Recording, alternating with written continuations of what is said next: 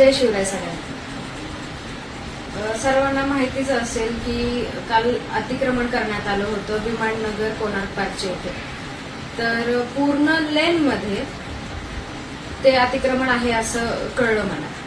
पण विषय असा आहे की कुठलाच शॉपच्या समोरचं किंवा शॉपच्या वरचा बोर्ड तोडण्यात नाही आला किंवा काहीच करण्यात नाही आलं.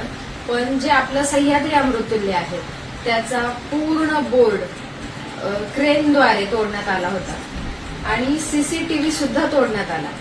पण गोष्ट मला ह्या गोष्टीचा त्रास होतोय की हे सगळं जर करत होते, शासन करतंय किंवा प्रशासन करतंय किंवा नगरपालिकेची लोक करतायत, तर त्यांनी मला एक कुठलं तरी नोटीस द्यायला हवं होतं की तुमच्या काही गोष्टी चुकीच्या आहेत किंवा नियमाबाहेर चालल्यात तर ते तुम्ही काढून टाका किंवा काहीतरी करा त्याचं. तर मी नक्कीच ते केलं असतं आणि मी नियमांचं उल्लंघन नसतं केलं आणि मी केलेलंही नाही.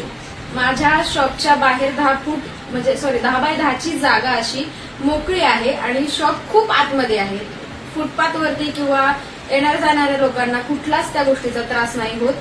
मग तरी सुद्धा हे अतिक्रमण का करण्यात आलं आणि कशामुळे करण्यात आलं ह्याच्या आधी पण भरपूर कटकारस्थान त्या बाबतीत किंवा माझ्या बाबतीत रचण्यात आले तरी मी काही कोणाला बोलले नाही. पण आता हे जे चाललंय ते कशामुळे चाललंय ह्या गोष्टी मला कळायला हव्यात. आणि जेव्हा मी अधिकाऱ्यांना फोन करून विचारलं की सर हे का होतंय किंवा कशामुळे करण्यात आलं, कोणाचेच बोर्ड नाही काढलेले, क्रेननी तोडले नाहीत, मग माझा का तोडला.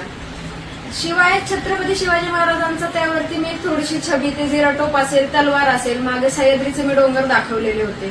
तर ते सुद्धा बघून तुम्ही थांबला नाही. तुम्ही सांगायला पाहिजे होतं, तिथे आपले कामगार होते की ते काढून घ्या, तर मी नक्कीच काढायला लावलं असतं.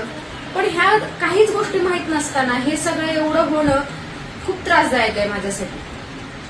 आणि हे कशामुळे झालंय, मी कुठल्या नियमांचं उल्लंघन नाही करता माझ्याकडे ह्या सगळ्या गोष्टींचा प्रूफ आहे.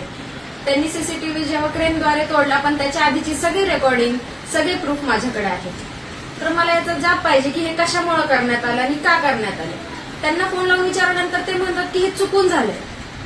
चुकून फक्त माझ्या शॉपबद्दल का झालं, अमृततुल्यबद्दलच का झालं, इतर शॉपबद्दल का नाही झालं, हे फक्त मला कळायला हवं. लोकशाही मराठी ऐका, पहा, जागरूक रहा.